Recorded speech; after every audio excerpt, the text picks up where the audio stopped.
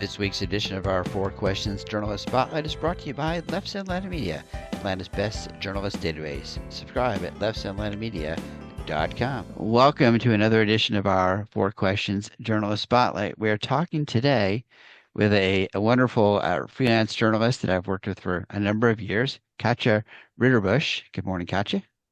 Good morning, Mitch. Thanks for having me. Yeah, thanks for joining us.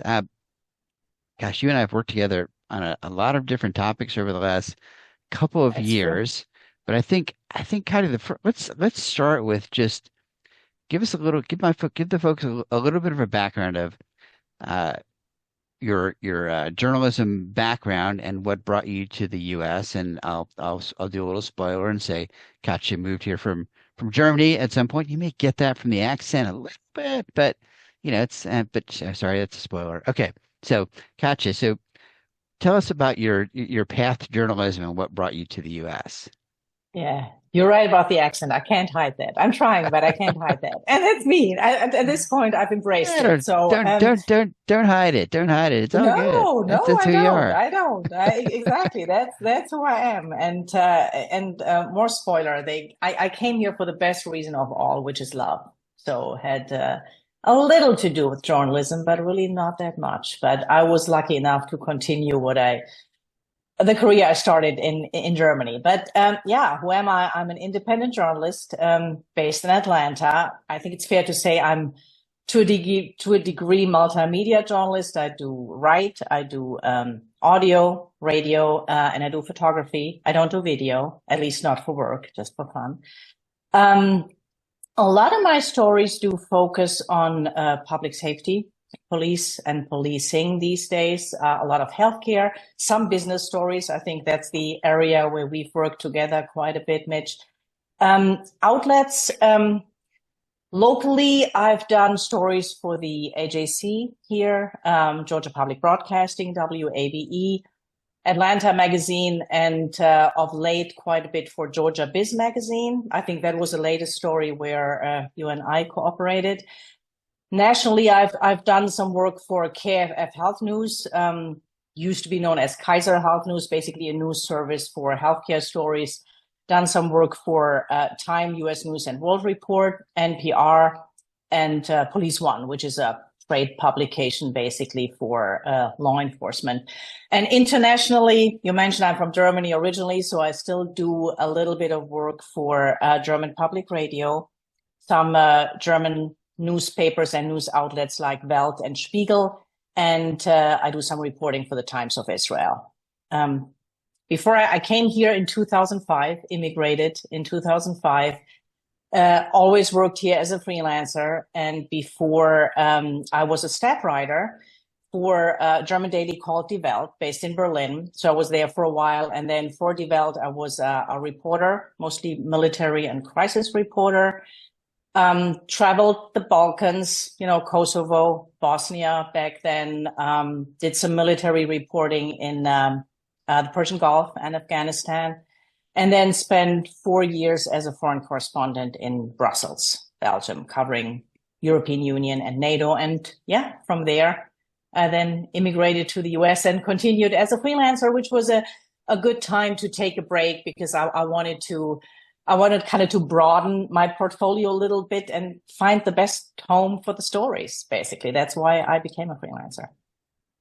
Wow, that's quite an impressive array of subjects and topics. It's not the nitty gritty in the details. I leave that out, right? Because it's been a challenge too. So, well, yeah, and that's interesting. So like for example, for the German radio, does that tend to be more covering like American politics or American social issues? Yes, I would say it's much, I wear kind of different hats when I work for German media or foreign media in general. I'd say that it's a broader angle. It's more sort of your classic foreign correspondent type of work. For example, what, I've done obviously the last 4 years, even longer, is a lot as Georgia became more and more interesting in terms of, politics, national politics. Of course, everyone abroad is fascinated with it, and the role that Georgia played as, battleground state, swing state, that became very, very interesting and kind of intriguing, I guess, for German media. So that's a much broader angle. And in the beginning, when I came here, I was mostly working for foreign outlets, German outlets, really as a freelance foreign correspondent. And then as time went on, I realized, I live here. It's not most foreign correspondents. They come, 5 years later, they go back, they leave. I live here. This is my home. This is my country. I'm a naturalized citizen. So I wanted to do more topics that are relevant here. So very slowly, I try to break into the media here, which took a long time. That wasn't easy. But for media here, I needed, a beat. I needed a focus area, and that's what I try to develop. So, and that has worked well, I think, for the most part. So it's interesting. I always like to kind of make these conversations a little bit of a useful tool for other journalists in addition to PR folks. Are there some tips you would give for other journalists who might be wanting to get into independent writing, or not writing for not having a boss, in terms of kind of building a book of business, building relationships with editors? We've had some senior reporters at the Atlanta paper who are leaving at the end of the year. There's a buyout deal that they're doing. So there's some excellent journalists out there, and some of them are done. They're going to retire. They're like, okay, I've done what I want to do.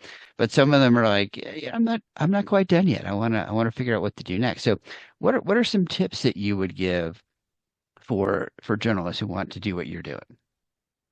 Yeah, boy, I'm drawing here on all the mistakes that I've done. But the beautiful thing about freelancing, let me start with a positive, is that you really is that freedom and the flexibility and the ability to find the best home for the story. You're not just locked into one outlet. You can see, where does a story take me? What's the best format for a story? Is it audio? Is it print? Is it, some stories are better told through a foreign angle, than others.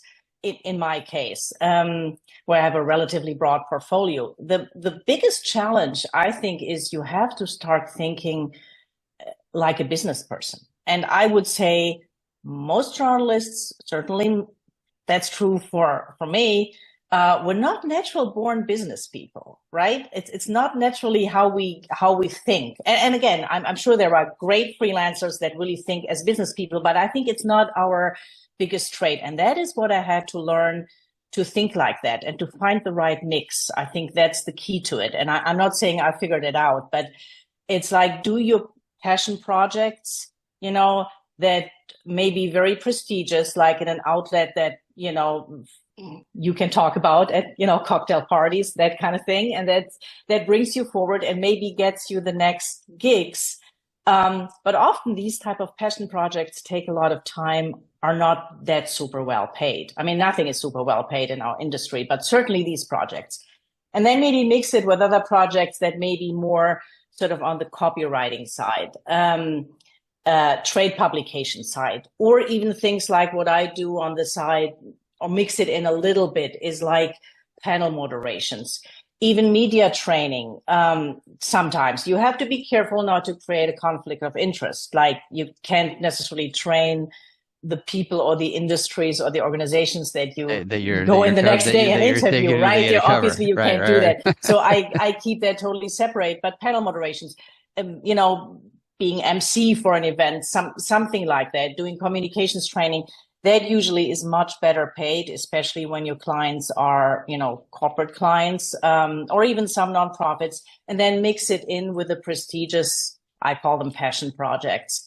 That, but it's not that you can make a business plan and it works right away. It takes, for me at least, it took a long time to first figure it out and then kind of make it work and get the word out too. So a lot of self-marketing is involved too, which also is something that, I'm not the most talented person at, but that's why we need people like you, Mitch.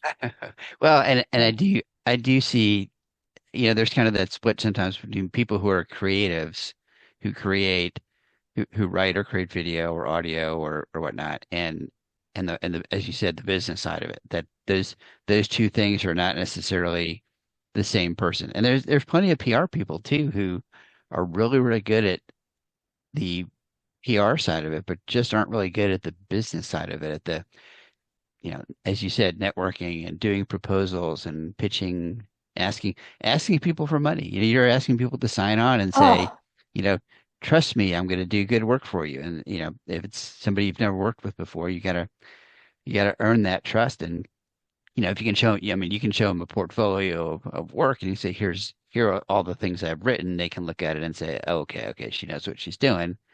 Uh, but for someone who's just coming out, you either have your portfolio from the newspaper you used to work at, and but if you worked at that paper for 30 years, that's that's your one that's your one source, right? and you know what I'm telling you, that was the hardest thing for me to, it still is really hard to negotiate, fees or renegotiate, because you have to say, well, yeah, I deserve this. I'm good. And you know what? It should not be a problem, right? But still, for some reason, there's sort of this natural barrier for a lot of journalists. And that is because you have to do that. I mean, this is what you have to do. Our industry doesn't pay very well to begin with, and that's putting it mildly. So you have to advocate for yourself, also financially. So Right. it's Right. hard. And you've got to, sometimes bigger companies don't appreciate the fact that, okay, we're small businesses. I've gotten clients who've said, "Oh yeah, our general pay pay schedule is 90 days." I'm like, 90 days? That's 3 months after I've done the work. Right. I was like, how about 30 days? Yeah. And so, sometimes you got to. I have times where I haven't caught that in the contract that they've sent me, and I look back later and go, "Oh crap, didn't realize it was a 90-day pay." And I go back to him and say, "Look, can we split the difference and do 30 or 45 days instead of 90? Because that's a long Yeah. time to That's a be, long time. because you're months after the work is done, and even if they're giving you other work, um, you kind of want to push that.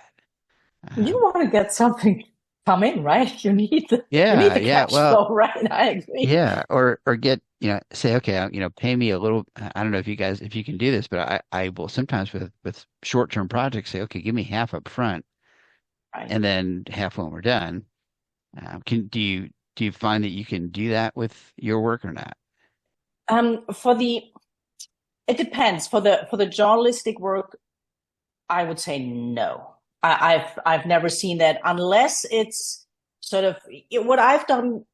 Well, I wouldn't say quite a bit, but a few times is apply for reporting grants. If it's like that's mostly applies for series, of stories that you do, and then they give you something, but that is not the client. That's the grant giving organization. They give you something up front, and then, sometimes in the middle, and then sometimes once the project is finished.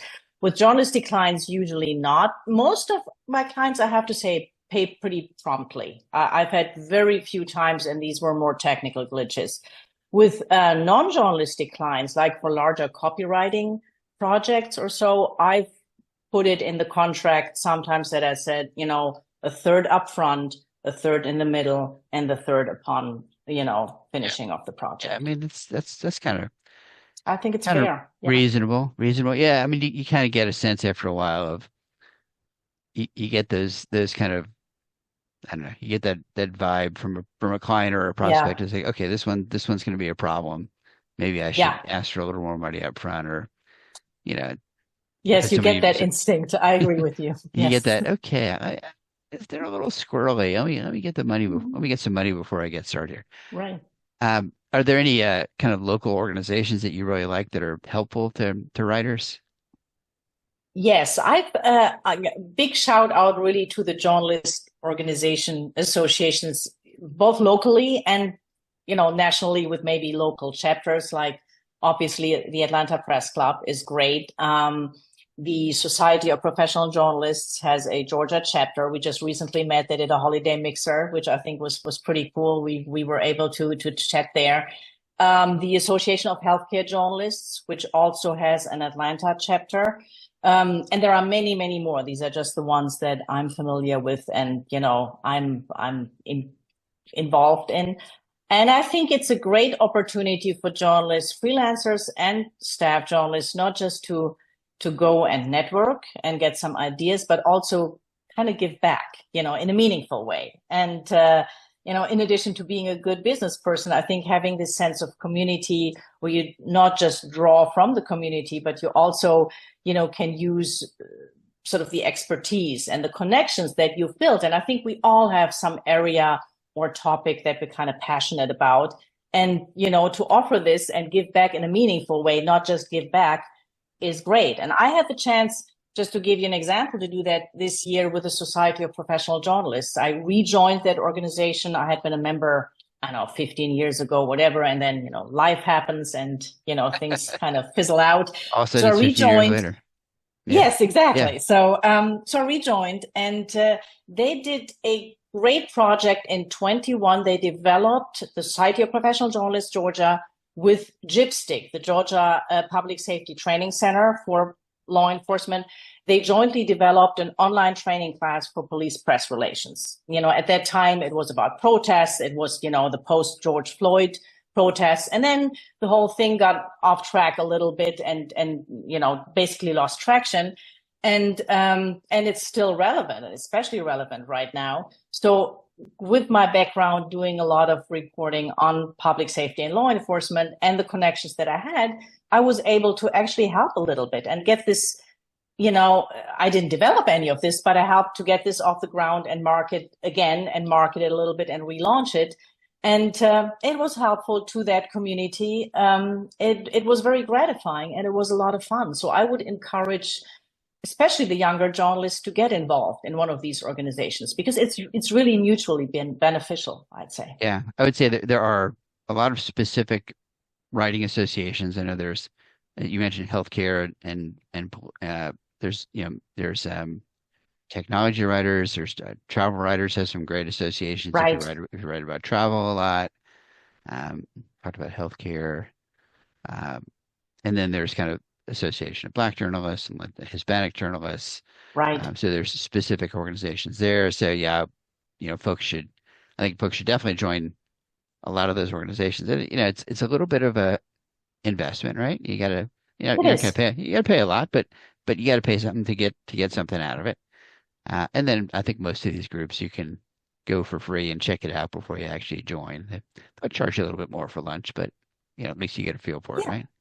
Yeah, exactly. And all these events are basically open to everyone. Yeah, as you said, sometimes they charge a little bit more, but which is fine if you just want to get an idea. And especially in a time, I think, when we all, not just journalists, are a little bit more isolated, certainly as freelancers, but even staff journalists, the classic newsroom community often doesn't exist anymore. So it's always good to mingle with peers. Well, it's funny because with Zoom now, even like the TV reporters who used to meet every morning and afternoon for their editorial meetings, a lot of them they Zoom into those meetings. Yeah. And then they go from wherever they live to cover the story, and the photographer meets them wherever.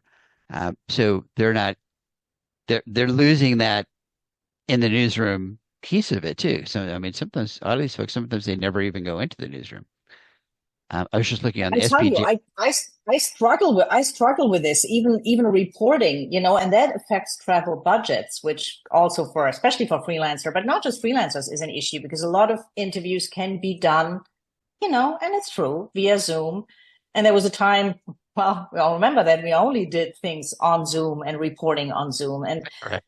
I mean, I'm very old school. I'm a field reporter. I want to go out. I want to see, feel, smell, touch, to really get the sense of place and people. And Zoom is great. I mean, we're talking via Zoom, but it's a challenge to actual field reporting, I think. The Society of Professional Journalists Georgia chapter is spjgeorgia, all spelled out, .com, if you want to go there. And of course, the Atlanta Press Club is atlantapressclub.org, and you can usually see their upcoming events. I don't know that they have anything else for the rest of the year, since our year is almost done, but it seems like there was one other that maybe SPJ or somebody was doing. Anyway, but go, if you're listening, watching, go go check out those sites and join. They're great organizations. All right, so let's go to, this is often the hardest question I ask folks is, what is the coolest thing about Katja that people might not know? It is a hard one. I don't know if it's cool. I think a few people know, but not many. I have a pretty extensive rubber duck collection. And I'm not even a collector. I'm not the collector type. I don't have the collector mindset. And it started pretty much by accident when 20 years ago, when my husband and I got married in Berlin, we took a little ducky from the hotel where we stayed, basically as a souvenir. And it kind of miraculously grew from there. You know, people started to giving us ducks, and they kind of flocked to me. And now I have the weirdest collection of ducks. They flock to me. They flock to me. They totally flock to me. And literally, they flock to me, right? So I have quite an interesting collection and interesting characters in that collection. And people like, well, you and ducks, why? And it's not that surprising because, see, I'm generation Sesame Street, right? Sesame Street was big in Germany too. Me too. Yep. You know, that's it. And so I grew up with Kermit and Bert and Ernie and the whole gang. And we all know about Ernie's love for rubber duckies. So yeah, maybe that, I don't know, literally rubbed off on me. So yeah. I think it's a pretty cool collection. I love every single member of that collection. So you've just given me an idea for the intro bumper music for this podcast. I think I know what the music's going to be. Oh boy, so, what is it? All right. Well, you'll have to wait and see. Oh, okay.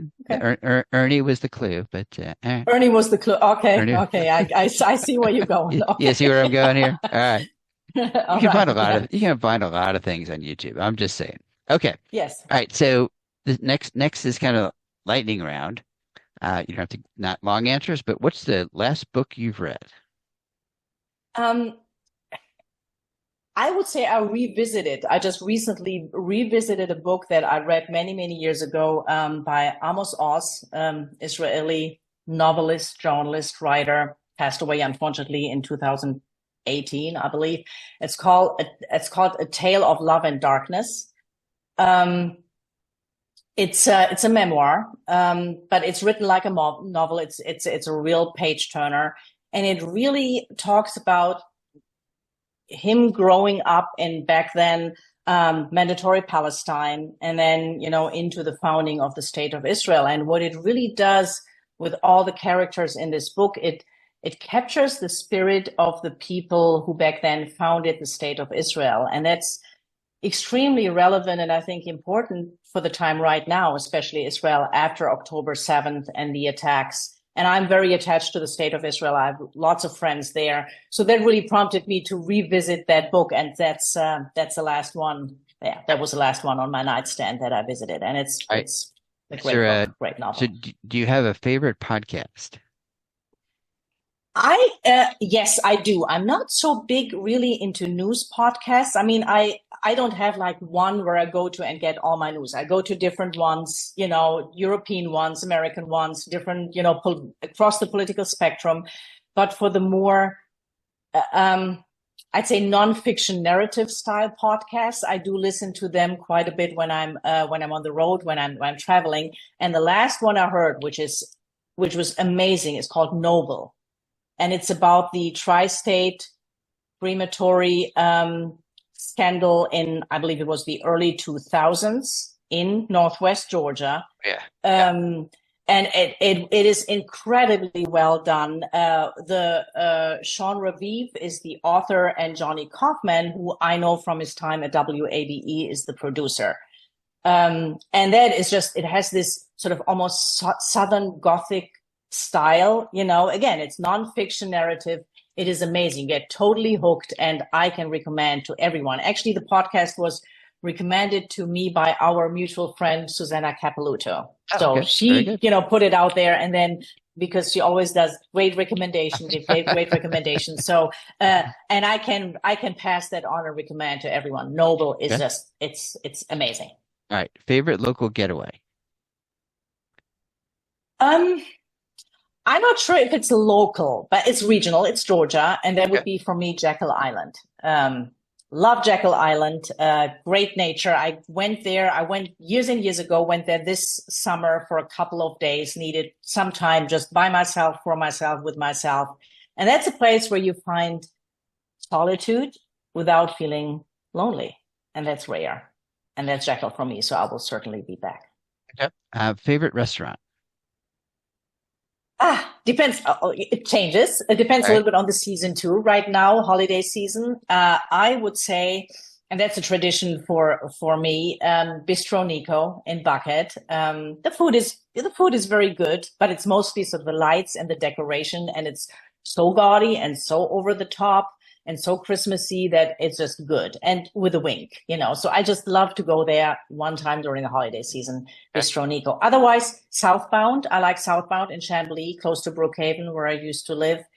And a new favorite for me, I recently moved to East Cobb. A new favorite is Rose and Crowne, which has a great rooftop terrace in the summer. That I would say is more of a summer place. Not today. Just good. Not today. Today is not. Today would be more Bistro Niko. So that's a summer place. Good vibe.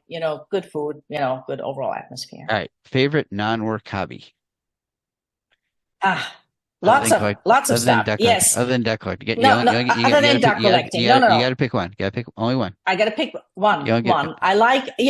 I like to go to the range and shoot a gun, target shooting. And for me, quite frankly, a lot of people think, it is my zen. It is my kind of mindfulness exercise. And I can tell you why real quick, because I had great instructors who really are all about firearm safety. One is a cop, one is an ex-cop. So they taught me about this. So I have a lot of respect for the weapon and what it can do. So if you go, you have to focus. You can't think about anything but, that front sight, that trigger finger, that target, and everything else has to go in that moment. So for me, it's the best thing to really take my mind off and decompress and chill. Yeah, we do a lot of that with our scouts, teaching them about and safety. We'll go skeet shooting or target shooting or rifle and shotgun, and safety is always the first thing. We spend a lot of time on that, and I'm with you. I think if kids understand the weapon and they understand the danger and how to be respectful of it, then we can protect them from so many of the accidental injuries that happen with weapons. All right, so last question: favorite guilty pleasure? Favorite guilty pleasure. I do not really subscribe to that concept, I have to say. I think if you if you enjoy something and you don't do any harm to others, just enjoy it and don't feel guilty. But I hear what you're saying. Obviously, I love to binge watch. It depends. If I get hooked to a show, I get hooked, or I get completely bored. So you'll probably ask me which were the latest ones I got hooked to. I'm hooked to a show called Silo. It's sort of a sci-fi dystopian kind of show based on a series of books. Unfortunately, that is sort of an ongoing thing. So you have to wait every week for those, episodes to drop. And it's not really the binge watching experience. Otherwise, well, you can wait, as my wife says, wait until the whole thing has loaded. That's hard. That's hard. I know. That's hard. Yeah, I know. Well, I usually like to go back to shows. So, so I have some favorites there. Season 2 just started, right? It started. I'm all caught up, so I'm waiting for I don't know, Wednesdays, Thursdays, whatever, when it drops. So, it's a good show. We're enjoying that too. Thank you so much. This has been great. We've been talking with Katja Ridderbusch, who's a great freelance writer here in Atlanta. Check out the notes for some links to her website with some additional background. And if you're an editor looking for a great writer to work with you, give her a call and she'll tell you how much it costs. And as always, you can see our archive of Journalist Spotlights on YouTube and on audio version on Apple and Amazon and Google and all those places where you find podcasts. And if you are interested in our Leff's Atlanta Media database, which is the best database of Atlanta media in town and includes our Mitch's Media Musings newsletter every month, then go to leftsatlantamedia.com and click the subscribe now button, and we'll get you set up. Thank you, Katja. Appreciate it. Thank you so much, Mitch. And It was we'll great. see everybody in 2 weeks. Rubber ducky, you're the one. You make bath time lots of fun. Rubber ducky, I'm awfully fond of you. Rubber ducky, you're